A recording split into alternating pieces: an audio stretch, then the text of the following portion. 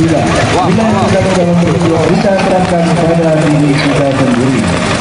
Secara serentak umat Islam seperti di Kabupaten Pali pada Minggu pagi menggelar pelaksanaan sholat Id Idul Adha 1440 Hijriah di beberapa penjuru, baik tempat ibadah maupun di lapangan.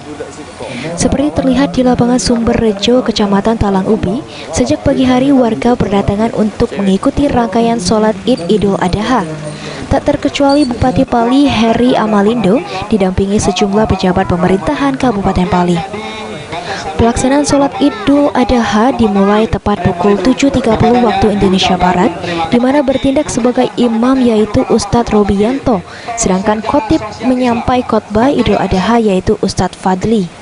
Dalam kesempatan tersebut, usai sholat Idul Adha, sang khotib dalam khutbahnya menyampaikan beberapa makna Hari Raya Idul Adha yang harus dipahami umat Islam seperti memperkuat keimanan dan ketakwaan dari kisah sejarah kurban dari Nabi Ibrahim dan Ismail, dan juga menjadikan hubungan dialogis yang baik antar orang tua dan anak. Sementara itu, Bupati Pali Heri Amalindo berharap makna Hari Raya Idul Adha dapat dimaknai secara baik bagi seluruh umat Islam untuk kehidupan sehari-hari. Makna Idul Kurban tadi apa yang disampaikan, ya tentunya kita melaksanakan sholat itu untuk korban dengan ikhlas. Tentunya kita bekerja juga, intinya niat dan tubuh kita dengan ikhlas berkorban tentunya untuk masyarakat banyak, berkorban untuk kepentingan orang banyak.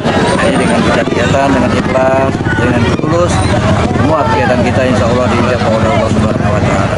Husniawan, Pal TV.